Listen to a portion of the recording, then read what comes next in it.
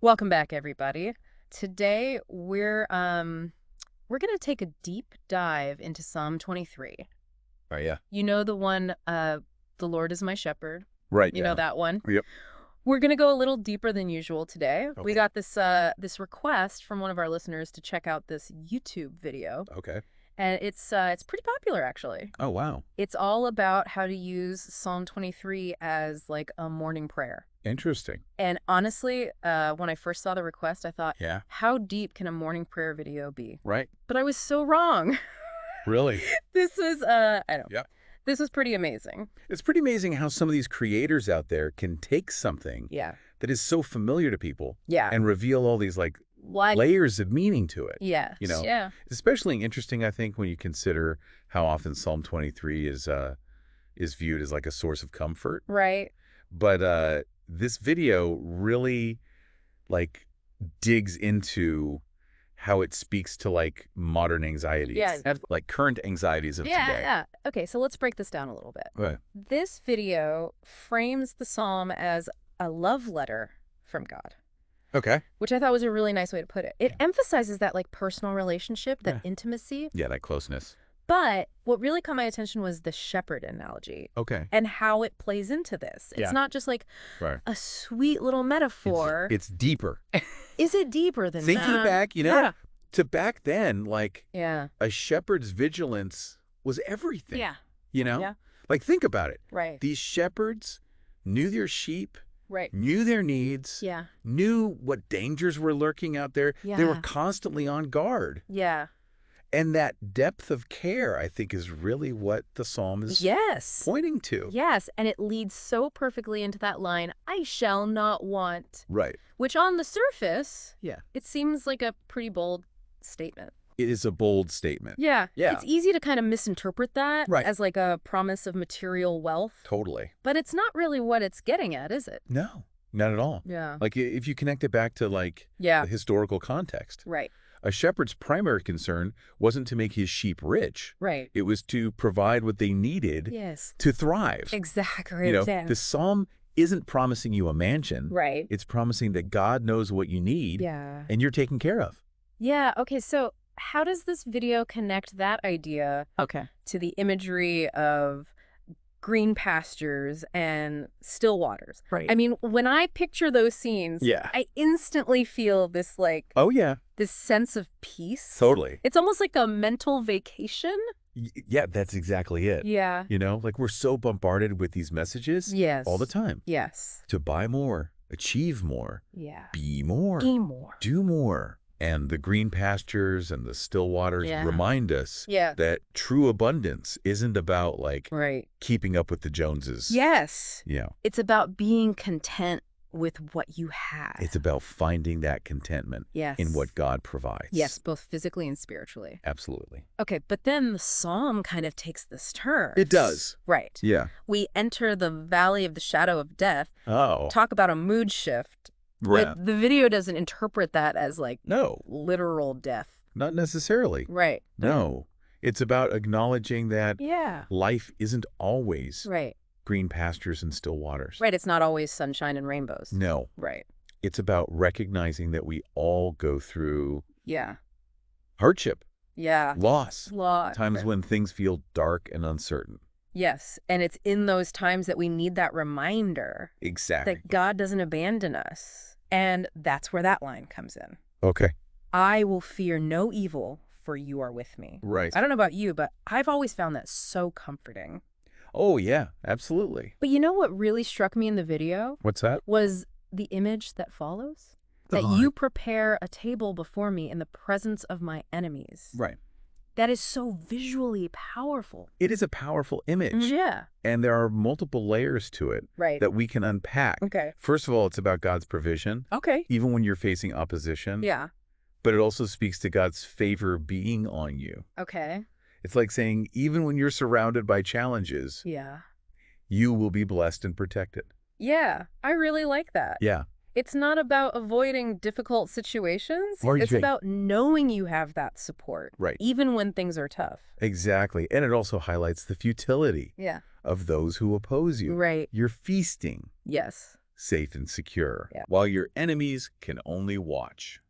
I never thought about it that way, but it makes sense. Yeah. Especially when you think about how, our enemies aren't always like literal people. It's true. They can be our own fears, our doubts. Your own negative thoughts. More negative thoughts. Exactly. Exactly. And that image of the table reminds us that we have that strength and that resilience to overcome those inner obstacles. Yes, it's a powerful message of hope and resilience. Okay, so we've got protection, we've got provision, we've got even like this sense of triumph. Right. But then we get to the anointing oil. Oh, yeah. And the overflowing cup. Yes. Now, this is where the video really focuses on the sensory details. Okay. Like the creator wants you to feel the oil. Yeah. See that cup overflowing? I see. Why is that so important? Well, it's about experiencing God's blessings in a tangible way. Okay. It's not just an abstract concept. It's something you can feel, taste, and see. Okay. The oil symbolizes healing and consecration. Okay. What about that overflowing cup? Well, that makes me think of abundance. Yeah. Always having more than enough. Yeah. It's like you said, it's not about scarcity. It's about this constant flow of God's love. Of his love. Grace. His grace. The blessings. In your life. Exactly. And it's not just about material things. No. Right. It's about experiencing a fullness of joy and peace that transcends your circumstances. I love that. Yeah. Okay, so that leads us perfectly into that final verse. Right. Surely goodness and mercy shall follow me all the days of my life. Such a good one. I love that line. Yep. And the video really emphasizes that active nature. Right. That pursuit. Yes. It's like goodness and mercy aren't just... They're not just waiting for you at the finish line? At the finish line, no. They're actively chasing you down. They're pursuing you. I love that image. Yeah. It's like they're these constant companions on your journey, guiding you. Guiding you. Protecting you. Protecting you. Reminding you that you're never alone. That's right. And it really reinforces this idea that God's grace isn't passive. Yeah. It's a dynamic force at work in your life. Every day. Every single day. I think this video does such a great job of like breaking down all these concepts and making them feel so relevant. Yeah, and then there's this call to action at the end. Oh, yeah. Did you see that? I did. The creator invites viewers to type amen in the comments. Yes. As like an act of faith. I have to admit, when I first saw that, I thought it was a little cheesy. I can see how you might think that. Yeah. But it's actually pretty clever. Okay. It's a way to engage viewers and really bring that message home, you know. Yeah. It's about taking this ancient text and making it personal. Right. You know. Yeah, it's like sealing the deal. Yeah, exactly. On all these promises. It's a way for the viewers to say, yes, I believe this. Right. I'm ready to receive these blessings into my life. It's amazing to me how this YouTube video takes something that could feel so distant, so archaic, and makes it feel so personal and applicable to our everyday struggles. Everyday struggles. Yeah. Yes. So that was the video's interpretation of Psalm 23. Okay. Pretty insightful. Right. Yeah. It was fascinating how a simple morning prayer video could spark such a rich conversation. It really was. But you know what? What? This isn't the only way to understand Psalm 23. Really? Our listener also sent in this article. Oh. That approaches it through a totally different lens. Okay, this I got here. All right. Let's dive into that in the next part of our deep dive. This article takes a fascinating approach, I think. Oh, yeah? It's called The Shepherd's Psalm for the Anxious Mind, a psychological exploration of Psalm 23. Interesting. And instead of viewing it as like a literal guide to like shepherding, it uses it as a map of our inner world. Okay, so instead of focusing on God as like the external shepherd, it's about finding that shepherding presence within ourselves. It suggests that like each of us has an inner shepherd. Okay. A part of us that seeks our well-being. Okay. Guides us towards wholeness. Okay. You know, think of it like our inner wisdom. Yeah. That voice that knows what's truly best for us. I've never thought about it that way before. Yeah. But I can see how that connects to that line. Okay. I shall not want. Right. We usually think of that as God providing for our physical needs. Yeah. But maybe it's also about trusting our own inner resources. But it's a great connection. Yeah. It's not about denying our needs. Yeah. But it is about recognizing that we have this inner strength and resilience to navigate the challenges that we face. It's about cultivating that deep sense of like inner sufficiency. Yes, exactly. Okay. I like that. Yeah. That makes sense. Okay. But what about the imagery of green pastures and still waters? Okay. The video interpreted them as like external places of peace and provision. Right. How does this psychological lens change that?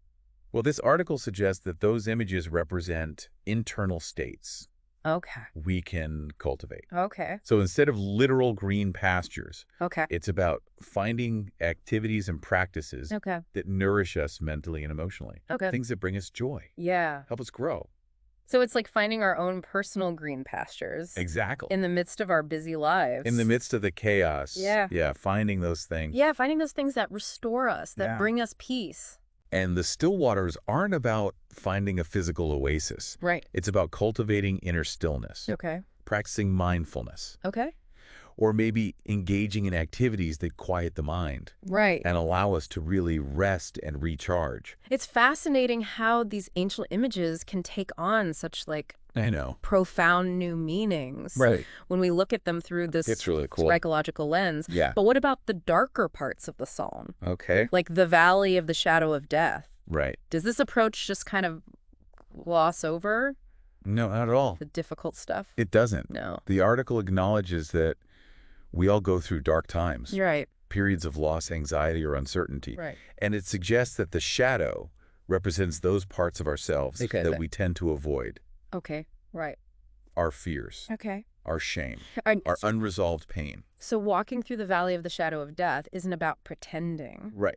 Those things don't exist, but about facing them. Facing them head on. Head on, yeah. And maybe even finding a way to heal and grow from those experiences. And even in those darkest moments, the psalmist says, "You are with me." Right. And this article interprets that as a reminder that we're not alone. You're not alone, even when facing in the face of our deepest fears. Our deepest fears. That inner shepherd, that source of wisdom and strength within us is always present. It's like even when our external world feels chaotic and overwhelming, we can still find that sense of peace. You can. And grounding within ourselves. Within yourself, exactly. Okay, so that leads to another powerful reinterpretation. Okay. That table prepared in the presence of enemies. Okay. Here, the enemies aren't necessarily like external threats. Not literal enemies. But rather our own negative thoughts. Yes. Self-sabotaging behaviors.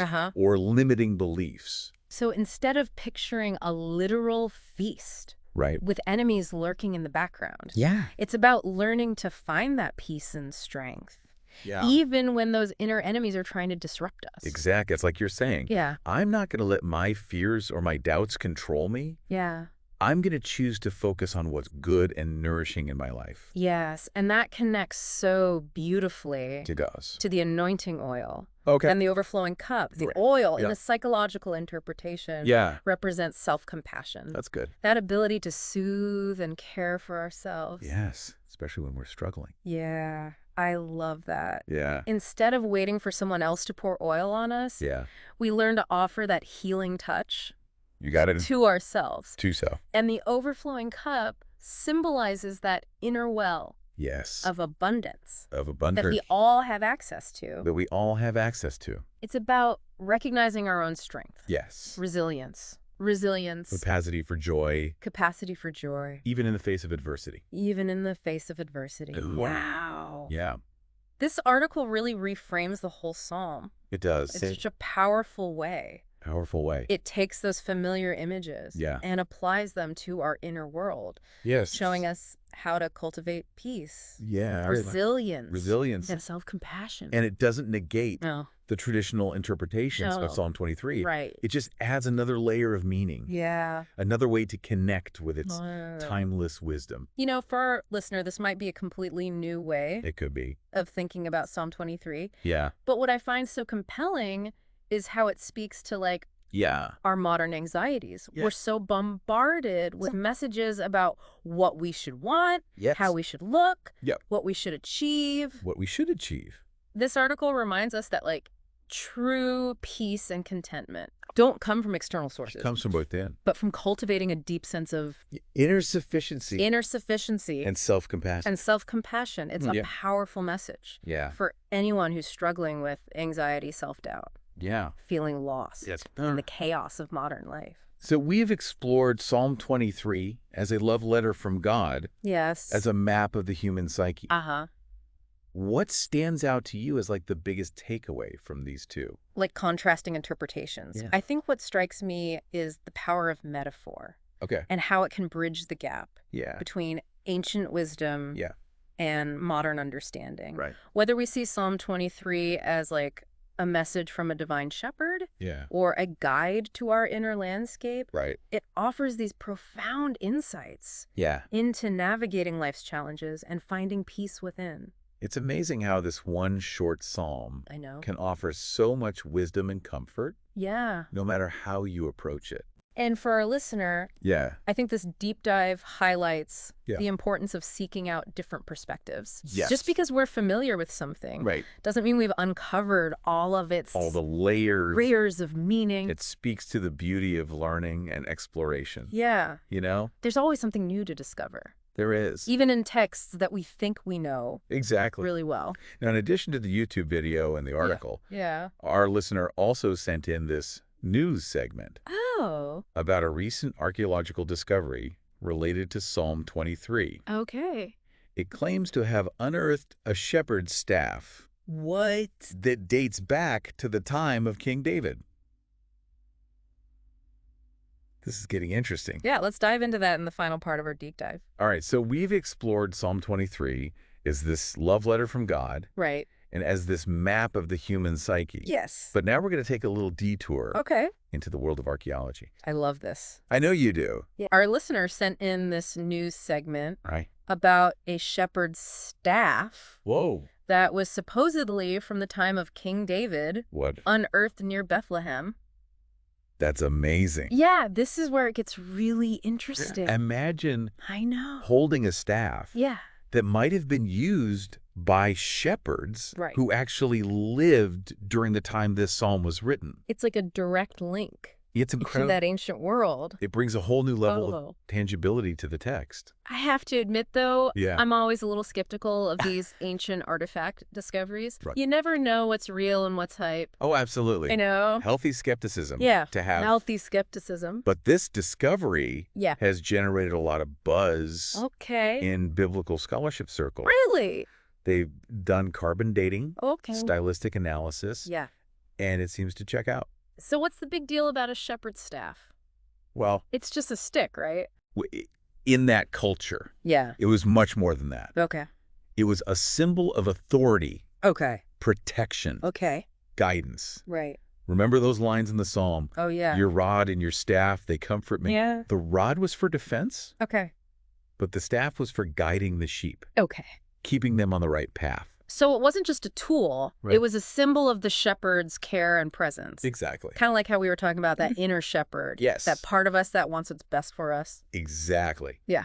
This discovery makes that metaphor even more powerful. Yeah. It grounds it in the reality of what shepherding was like back then. Yeah, it wasn't just some like poetic image. Yeah. It was a way of life. A way of life. It makes you wonder if the person who wrote Psalm 23 had a staff just like this one. Totally. Maybe they were even like inspired by the way a shepherd cared for their flock as they were writing those words. It's a beautiful thought. Yeah. And it reminds us that these ancient texts weren't just written in a vacuum. Right. They were rooted in real life experiences. Right. And the sights and sounds of the world around them. I like that. Yeah. So this shepherd's staff isn't just like a cool artifact. Yeah. It's a window into the world. It is. Of Psalm 23. Yes. It helps us understand the context, the imagery, the emotions.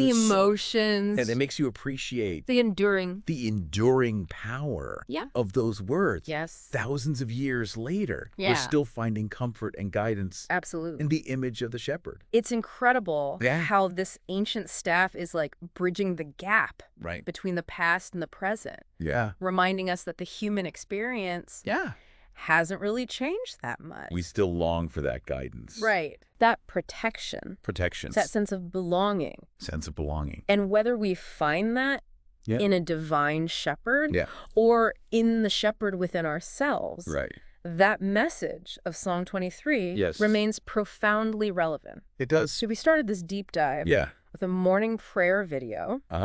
Explored a psychological interpretation of Psalm 23. We did. And even took a detour into archaeology. That's right. It's amazing how this one short psalm can spark so many different conversations and insights. It's a testament to the richness and complexity of these ancient texts. And it reminds us that there's always more to discover, more to learn, more to ponder. What stands out to you as the most compelling takeaway? From this whole deep dive, for me, it's the idea that wisdom can be found in the most unexpected places. A YouTube video, a psychology article, even an ancient shepherd's staff can illuminate these timeless truths and help us make sense of our own lives. I completely agree. And for you listening, here's a final thought to ponder. Okay. If Psalm 23 can be interpreted in so many different ways, what does that tell us about the nature of truth itself? Ooh, that's a good one. Is it fixed and unchanging? Right. Or is it something that evolves and expands as we do? I don't know. It's a question worth exploring. That's the beauty of the deep dive. Yeah. It's about sparking curiosity. Yes. Challenging assumptions. And ultimately empowering you to make your own connections and discoveries. So until next time, keep seeking, keep questioning. And keep diving deep. Keep diving deep.